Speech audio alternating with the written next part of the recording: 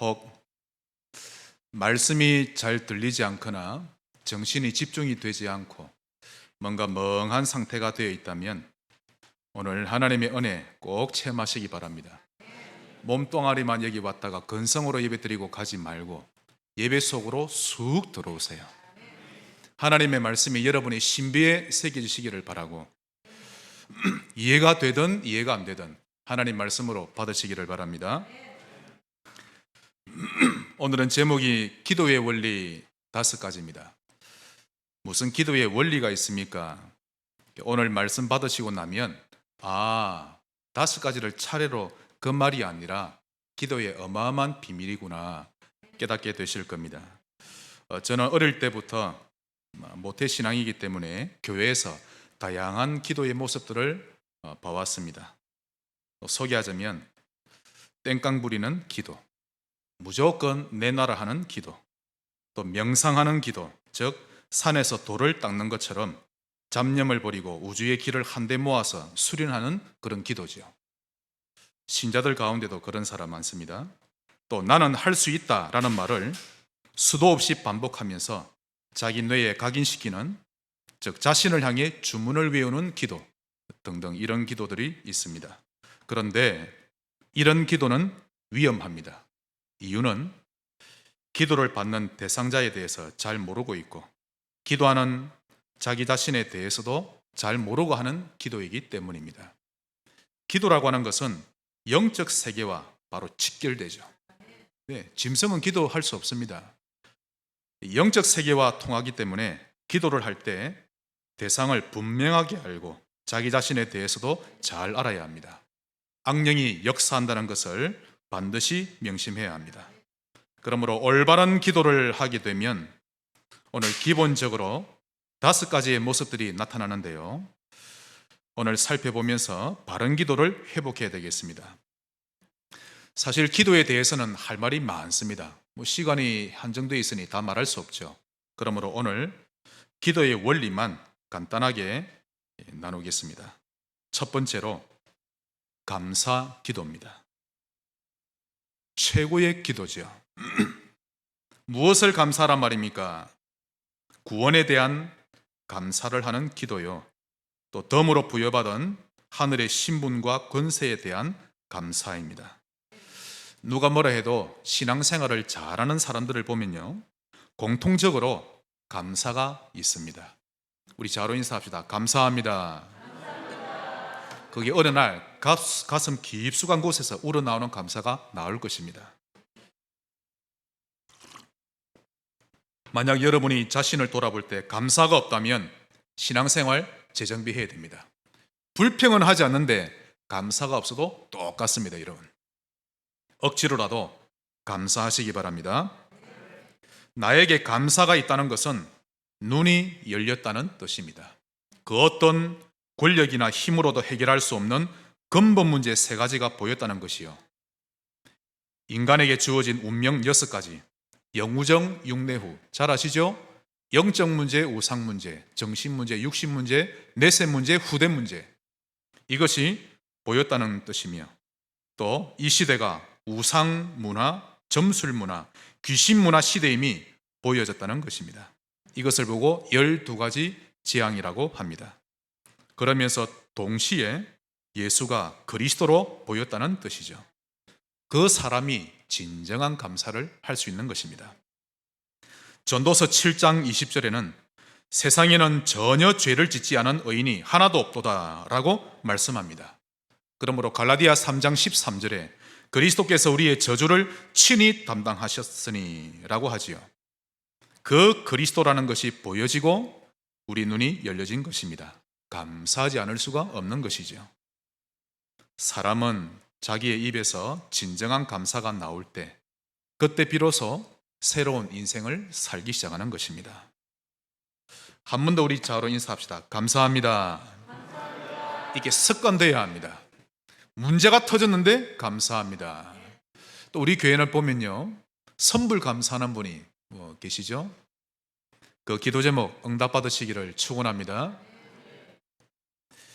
건강이 깨져봐야 지금까지 하나님이 나에게 계속해서 건강을 허락하고 계셨구나. 그런데 나는 그것도 모르고 건강을 해치면서 아무렇게나 살아왔었구나를 알게 되면서 감사하게 되지요. 자기 몸을 아무렇게나 사는 것은요, 죄입니다. 공기가 좋은 곳에 살면서도 감사할 줄 몰랐다가 독가스실에 한번 들어가 봐야 이 공기가 참 중요하구나를 깨닫게 되는 것입니다. 대부분의 신자들은 잘 모릅니다. 그리스도를 알게 된 것이 얼마나 엄청난 은혜인지를요. 밤마다 악령에게 시달리던 사람이 그리스도를 만나고 해방되었을 때 그는 진정한 감사 이제 시작되는 것입니다. 하룻밤만이라도 시달리지 않고 평안하게 잘 수 있다는 것이 얼마나 감사한 일인지를 여러분은 잘 아셔야 됩니다. 그러므로 위기나 어려움이 온 것도 자세히 보면 감사한 일이죠. 그 덕분에 복음 속에 들어왔으니까요. 저는 감사한 게 많습니다. 우리나라에는 교단이 많죠. 교회들을 보면요, 목회자가 오직 그리스도, 오직 전도를 계속 주장하면 다수는 안 그렇는데 그 교회 성도들의 극소수가 반발합니다. 왜 그리스도 말만 하느냐, 전도가 다냐, 꼭 그런 사람이 있습니다, 교회마다. 그래서 목회자에게 많은 힘을 좀 빼게 만들죠. 그런데 우리 교회는 제가 보니 100%다 찬성입니다. 오히려 더 그리스도를 듣고 싶어 하죠. 자신은 전도 안 하면서 그래도 교회는 전도해야지, 그런 중심입니다. 얼마나 감사한지 모릅니다. 저만큼 평안하게 목회하는 목사가 드물 것입니다. 또 화요 집회가 있는 날에는 노예 목사님들 몇 분이 우리 교회에 모여서 함께 지금 말씀 받고 훈련 받고 있죠. 그때 여기저기서 우리 성도님들이 서로 식사 대접하겠다고 하시니까요, 저는 정말 행복한 목회자입니다. 그런 성도를 만나지 못해서 힘들어하는 목회자가 얼마나 많은데 제가 그때마다 얼마나 감사한지 모릅니다. 우리 청년들을 봐도 저는 사실 정말 힘납니다. 저 청년들을 보면 어떻게 하면 전도자로 살까, 그 중심이 다 있거든요. 보니까 이제 이번 8월 둘째 주부터 이제 매주 토요일마다 만나서 모여서 집중 훈련 속에 들어간답니다. 한 달을 집중하고 또 한 달은 그 받은 말씀을 실천하고 또 한 달 하고 될 때까지 계속 격주로 하는데요, 얼마나 감사한지 모릅니다. 청년들 얼굴 쳐다보면 밥 안 먹어도 저는 배부릅니다. 감사기도 회복하시기 바랍니다. 지금도 목사들 중에 방황하는 목사가 얼마나 많은데 저는 복음에 대해서 당당히 말할 수 있고 또 누구를 만나도 복음을 전할 수 있으니 저는 정말 복음받은 목사입니다. 여러분은 행복자입니다. 감사기도 꼭 회복하시기 바랍니다. 성경에는 감사부터 회복하라고 수도 없이 말씀하고 있죠. 특히 대표적으로 시편 136편에는요 끊임없이 감사하라고 합니다. 애굽의 장자를 치신 이에게 감사하라. 홍해를 가르고 건너게 하신 이에게 감사하라. 바로와 그의 군대를 홍해에 엎드러뜨리신 이에게 감사하라. 그의 백성을 인도하여 광야를 통과하게 하신 이에게 감사하라. 해와 달과 별을 만드신 이에게 감사하라. 감사하는 신자 되시기를 주의 이름으로 축원합니다. 두 번째 기도의 원리입니다. 그러므로 감사 기도를 먼저 하시고 두 번째로 말씀의 흐름을 가져야 합니다. 이것이 기도의 두 번째 원리죠. 강단 따라 순종하시기 바랍니다. 말씀이 흐르면, 드라마가 흐르지 않고 말씀이 내게 흐르면 그 사람의 영적 상태에 가장 빨리 바뀝니다. 머리 끝에서 발끝까지 아주 빠르게 순환되죠. 즉 이 말은 그 사람의 생각에서 걸어가는 여정까지 자연스럽게 순환이 되는 것입니다.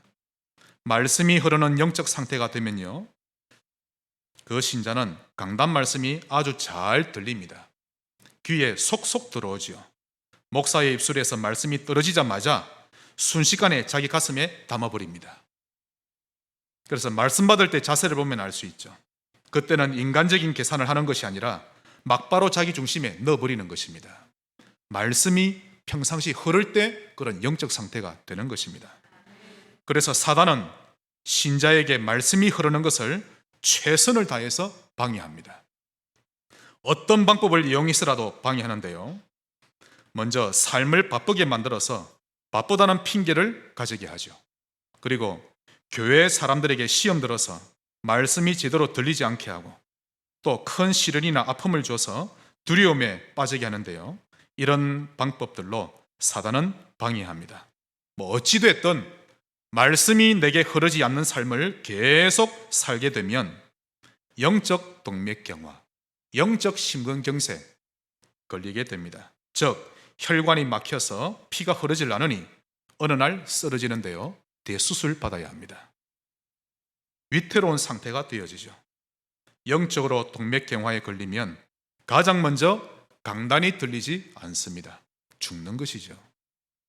은혜가 안 되고 감동이 오질 않습니다. 그래서 제가 서두에 멍한 나의 상태가 오늘 회복되기를 바란다는 말씀을 드린 것입니다. 말씀이 내 속에 있는 혈관을 타고 온몸에 전달되어야 하는데 막혀버린 상태가 되어버린 것입니다.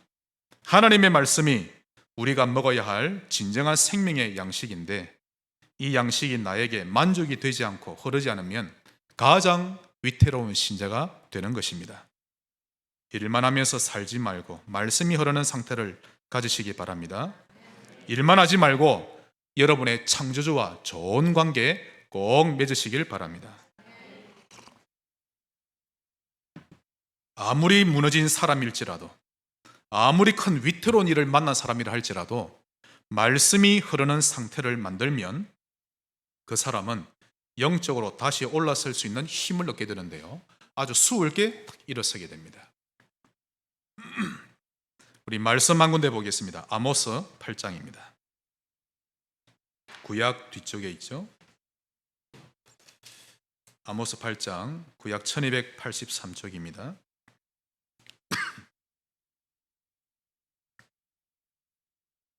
11절로 13절입니다. 지금이 어떤 시대인지를 여러분이 보셔야 합니다. 사실 정확히 말씀드리면 우상시대가 아닙니다. 귀신시대가 아니죠. 더 중요한 시대가 무엇인가 하면 11절 주 여호와의 말씀이니라 보라 날이 이를지라 내가 기근을 땅에 보내리니 양식이 없어 주림이 아니며 물이 없어 가람이 아니요 여호와의 말씀을 듣지 못한 기갈이라. 사람이 이 바다에서 저 바다까지 북쪽에서 동쪽까지 비틀거리며 영적인 비틀입니다. 여호와의 말씀을 구하려고 돌아다녀도 신자가 복음을 안전하니 얻지 못하리니 그날에 아름다운 처녀와 젊은 남자가 다 갈아여 쓰러지리라. 즉 이 시대는 우상시대가 아니라 말씀이 없는 시대입니다. 신자가 입을 다문 시대죠. 편지를 써서든 아니면 직접 복음을 전하든 전도지를 전하든 또 중보기도를 하든 전도자 되시기를 바랍니다. 여러분의 내면이 가뭄이 되지 않게 해야 합니다. 오랫동안 비가 오지 않아서 논바닥이 쩍쩍 갈라진 거 보신 적 있지요? 우리가 봐도 안타까운 마음이 드는데 농부의 마음은 어떻겠습니까? 속이 타 들어가는 거죠. 여러분의 영혼이 물된 동산 같기를 주의 이름으로 축원합니다. 시편 19편 10절에는 다윗이 고백하기를 금 곧 많은 순금보다 더 사모할 것이며 꿀과 송이꿀보다 말씀이 더 달도다. 다윗처럼 여러분 내면에 말씀이 흐르는 영적 상태로 만드는 것을 최우선으로 하시기를 바랍니다. 이것만은 사단에게 양보하지 말고 핑계 대지도 말고 영적 싸움을 하면서까지 승리해야 합니다. 자, 이렇게 하기 위해 실천 사항을 간단하게 두 가지 알려드립니다. 먼저 강단의 흐름을 가지세요. 말씀 보겠습니다. 데살로니가전서 2장입니다.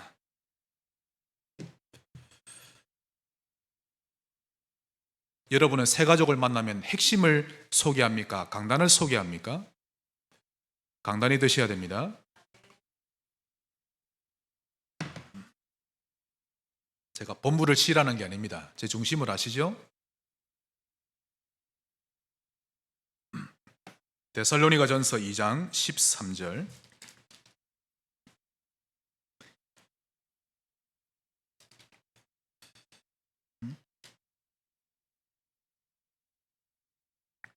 이러므로 우리가 하나님께 끊임없이 감사함은 너희가 우리에게 들은 바 하나님의 말씀을 받을 때에 사람의 말로 받지 아니하고 하나님의 말씀으로 받음이니 진실로 그러하도다. 이 말씀이 또한 너희 믿는 자 가운데서 역사하느니라.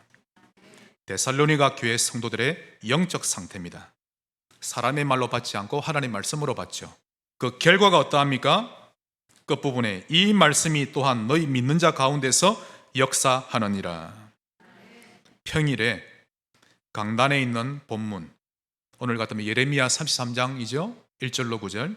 이 본문과 그 본문의 앞뒤를 한 번씩 읽어보시기 바랍니다. 더 강단이 흐르게 됩니다. 그러다 하나님이 은혜와 감동을 주시면 기도 수첩에 기록도 해보고 그것을 주일날 만나면 다른 성도님들과 포럼도 해보시기 바랍니다. 두 번째 실천 사항은 기도 수첩을 활용하시기 바랍니다. 기도 수첩 오른쪽 하단에 보시면 그날 암송할 성구가 있고요. 또 그날 읽어야 할 성경 본문이 나옵니다. 한두 장씩 소개가 되고 있는데 그것을 가정별로, 구역별로 함께 실천해 보시기 바랍니다. 지금 비대면 시대에 이렇게 서로 하나가 되는 거죠. 이렇게 되면 온 교회가 같은 색깔을 가지게 될 것입니다. 이것을 보고 운동이라고 합니다. 아침에 체조하는 그 운동 말고 이런 바람을 일으키는 운동을 말하죠. 즉, 나 혼자 하던 것을 다른 이들도 같이 하도록 동참하게 되도록 돕게 되면 운동이 됩니다.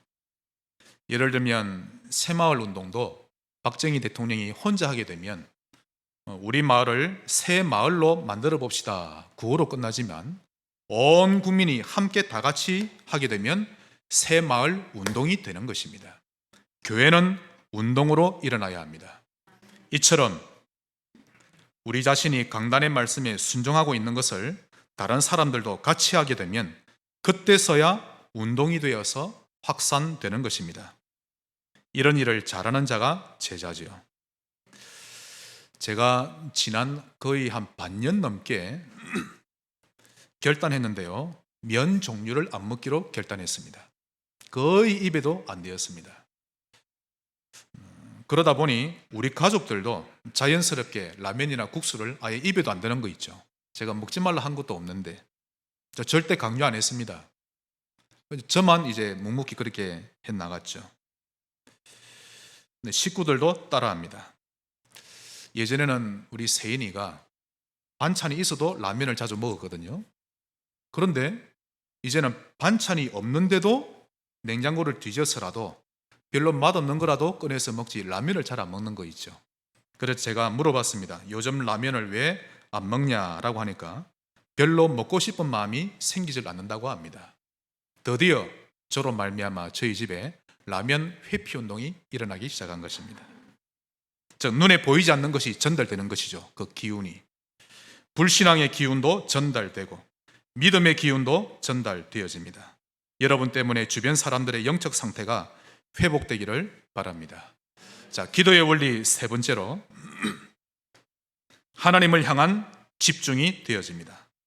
즉 감사하고 말씀이 내게 계속 흐르게 되면 어느 순간부터 집중이라는 것이 쉬워집니다.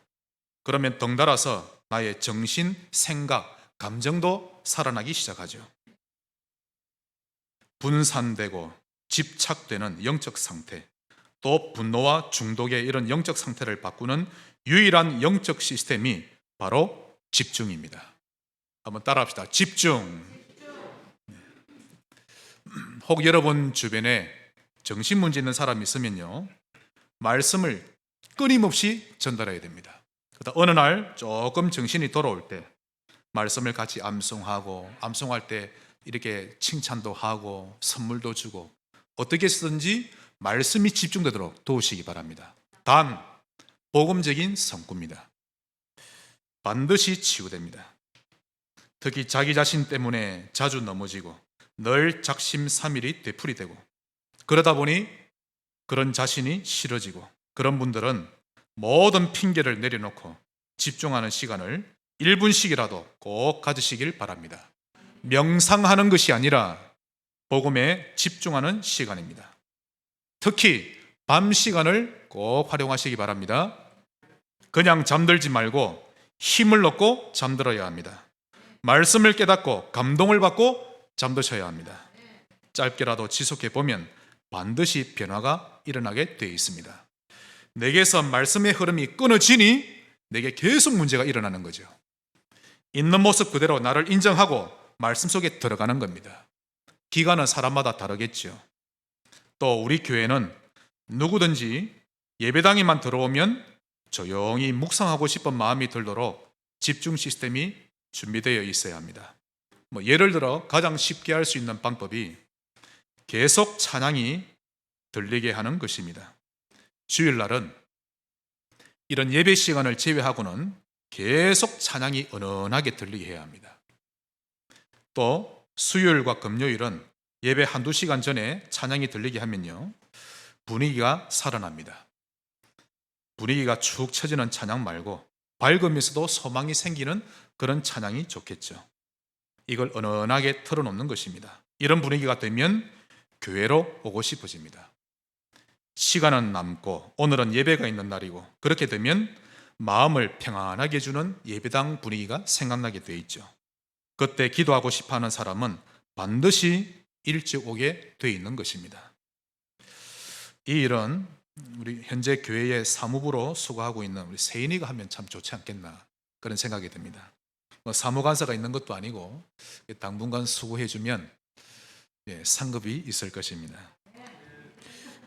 기도의 원리 네 번째입니다. 실제 치유가 되기 시작합니다. 자, 기도의 원리 네 번째와 다섯 번째는 결과요 열매입니다. 하나님을 향한 감사가 내게 흐르고 말씀이 흐르고 집중이 되어지면요, 그때부터 치유가 되어지는 것입니다. 이건 자연스럽게 되어집니다.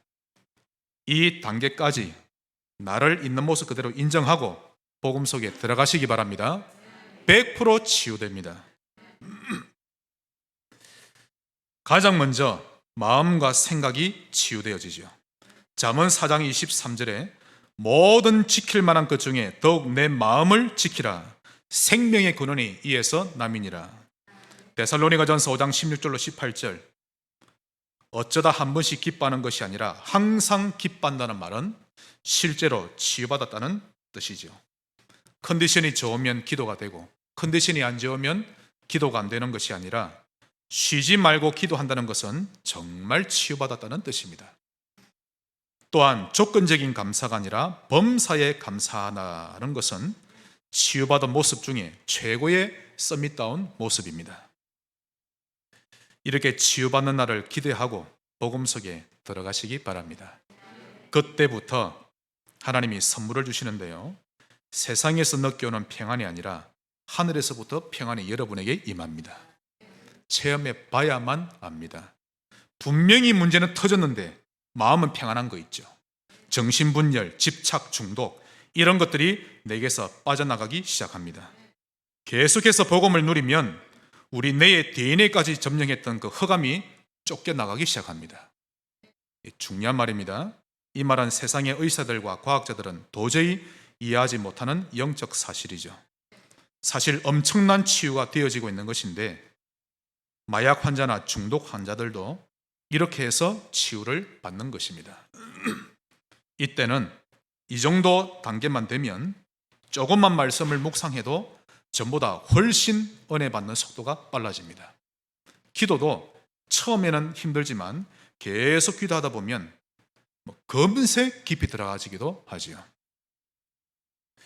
그러므로 이렇게 되는 것을 사단은 회방하는데요, 특히 새 가족에게 회방합니다. 그러므로 그들을 끝까지 도와주시기 바랍니다.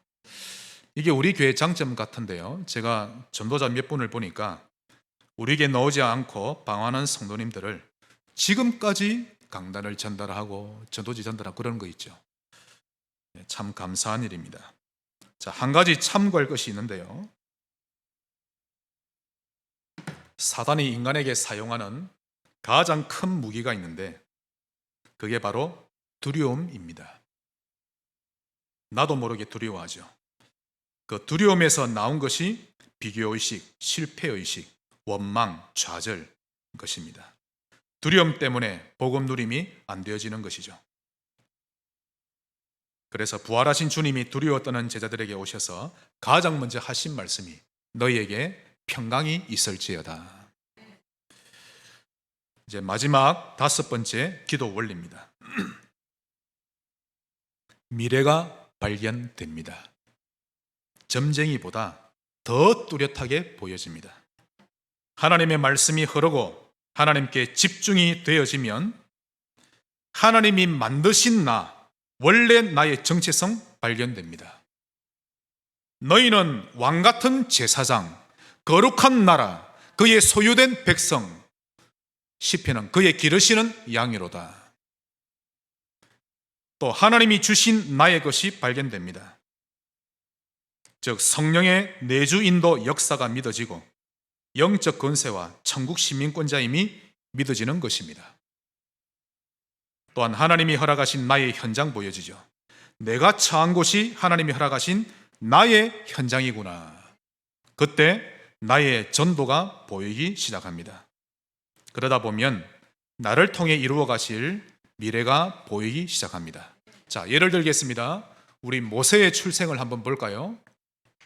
모세는 이스라엘 백성을 출애굽시키고 가나안을 향해 데리고 가는 것, 그리고 모세오경을 남기기 위해서 모세가 출생한 것입니다. 이것이 그의 출생이요, 그의 비밀이요, 그의 미래가 되는 것이죠. 이해가 되십니까? 이사야의 출생을 봅시다.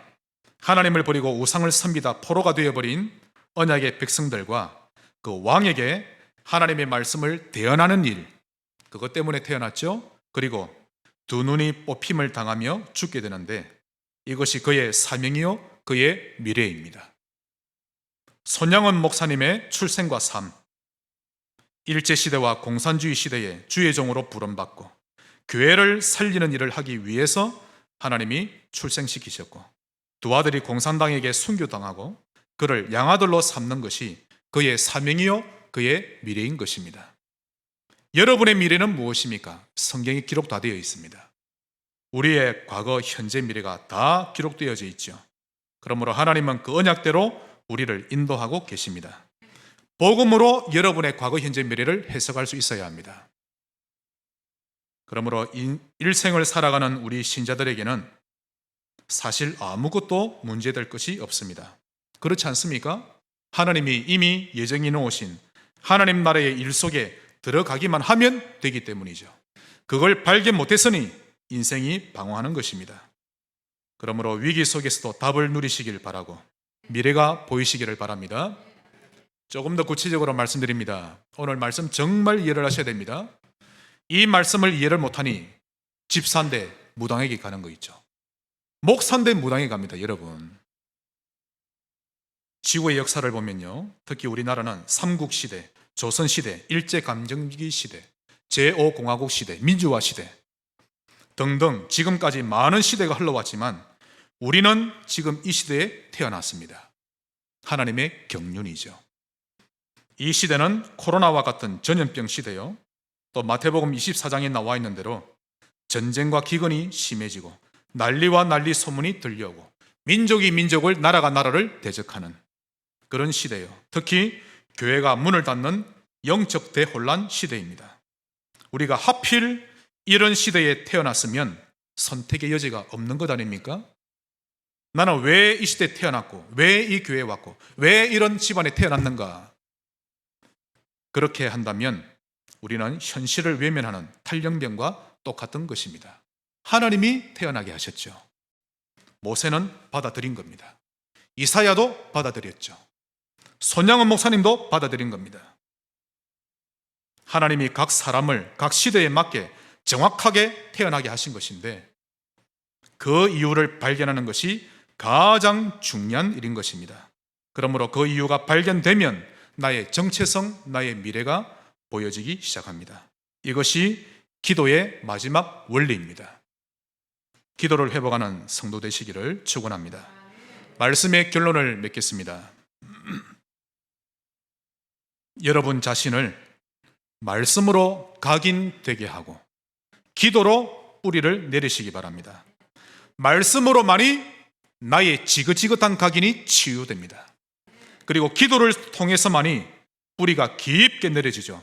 기도를 하지 않으면 뿌리를 내리지 못합니다, 여러분. 전도 안 되는 걸 고민하기보다 영적 서밋 안 되는 것을 고민하는 것이 올바른 순서입니다. 전도를 계속 고민하다 보면 한 번씩 전도를 경험할 수는 있으나 전도 운동은 경험되지 못합니다. 영적 서밋을 누리고 있으면 하나님은 그 사람에게 전도 운동을 펼쳐나가실 겁니다. 즉 만남과 사건을 연결지어 가시는데요, 우연이란 게 없어지게 됩니다. 여러분 한번 생각해 보시기 바랍니다. 마태복음 4장 19절에 예수님이 베드로를 부르실 때 내가 너로 사람을 낚는 어부 되게 하리라 라고 부르신 것은 단순히 한두 사람에게 예수를 영접시킬 수 있는가 없는가를 하기 위해서만이 아니죠. 베드로를 사람 낚는 어부로 부르신 데에는 그를 통해서 그 주변에 복음 운동을 일으키시고 그 도시 전역의 흑암 문화를 복음 문화로 바꾸기 위해 부르신 것입니다. 즉 그 도시의 패러다임을 바꾸고자 하시는 것이 하나님의 목적이죠. 하나님은 나를 통해 이 도시에 하나님 나라의 일들을 일으키고 싶어 하십니다. 베드로만이 아니라 우리까지도 하나님이 그 목적을 가지고 계십니다. 바울이 루디아를 만난 것은 그 한 사람의 영접으로만 끝내는 것이 아니라 그녀를 통해 빌립보 복음화를 위한 만남인 것입니다. 그 미래를 가지고 지도를 가지고 바울이 전도운동 일으킨 것이죠. 그러므로 여러분을 통해 누군가가 복음을 받았다면 그의 영적 상태를 계속해서 도와줄 수 있을 만큼 영적 서밋 누리시길 바랍니다. 영적인 힘을 기르고 있어야 합니다. 그래서 우리가 지금 영접이 되고 안 되고에 힘 빠졌다가 힘 얻었다가 할 수준이 되면 안 됩니다. 내게 하나님의 힘이 생기면 예수님처럼 도시 전역에, 우리 상모 사곡 전역에 복음의 능력과 소문이 퍼질 것입니다. 이것을 보고 전도 운동이라고 합니다. 이를 위해 구석구석 숨겨져 있는 제자와의 만남이 이루어지도록 그 전도 기도를 시작하시기 바랍니다. 뭘 시작하자고요? 전도 기도. 기도는 기도인데 전도 기도입니다. 1분만 하셔도 됩니다. 가이사랴에는 고넬료가 예비되어 있었고 빌립보는 루디아와 그 감옥을 지키는 간수가 준비되어 있었죠. 데살로니가에는 야손, 고린도에는 아골라와 브리스가가 예비되어 있었습니다. 즉 한 지역을 복음하는 데에는 많은 사람이 필요한 것이 아닙니다. 한 지역에는 한 사람만 하나님의 힘으로 준비되어 있기만 해도 하나님은 그 한 사람에게 모든 만남들을 연결시켜 주시고 사건을 일으키실 것입니다. 여러분의 회사에, 여러분의 현장에 그 한 사람이 여러분 되시기를 축원합니다. 끝으로 마가의 다락방에 있는 120명의 한 사람 한 사람에게 성령을 부어주신 것은 전도할 수 있는 사람으로 만드신 정도가 아니라 전도 이후에 전도 운동을 지속해서 심부름할 수 있는 사람으로 만들어 놓으신 것입니다. 그리 되고 나면 그 다음은 하나님이 다 알아서 사용해 가십니다. 주님이 병든 자도 고치시고 죽은 자도 살리시고 옥에서도 인도하시고, 그러므로 전도란 복음을 전하는 것과 그것을 넘어서서 그 시대와 그 현장에, 그 가문에 하나님이 임재하시려는 것입니다. 그러므로 말씀으로 각인되게 하고 기도로 뿌리 내림으로 전도자로 살아가는 우리 성도님 되시기를 예수 이름으로 축원합니다. 하나님 감사합니다. 기도하는 신자 되게 하옵소서. 예수님 이름으로 기도합니다.